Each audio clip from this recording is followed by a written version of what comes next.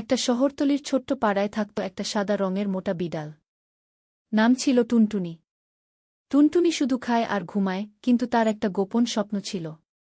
সে চাইত গায়ক হতে। প্রতিদিন রাতে ছাদে উঠে গলা খাকারি দিয়ে গান শুরু করত। মিয়াও মিয়াও, টুনটুনির সুর। লোকেরা জানালা বন্ধ করে ফেলত, কুকুররা ঘেউ ঘেউ করত, আর পাখিরা কান চেপে ধরত। একদিন বিড়াল ঠিক করল সে একটি জঙ্গলে গানের প্রতিযোগিতাতে যাবে।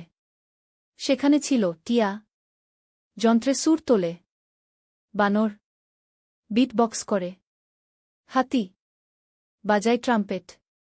সবাই বিড়ালকে দেখে হাসল, কিন্তু সে থামল না। বুক ফুলিয়ে গাইল, মিয়াও মিয়াও, আমি গান গাই, হাসো না ভাই, মনটা খুলে। প্রথমে সবাই বিড়ালের গান শুনে হেসে ফেললেও শেষে তার আত্মবিশ্বাসে মুগ্ধ হয়ে হাততালি দিল।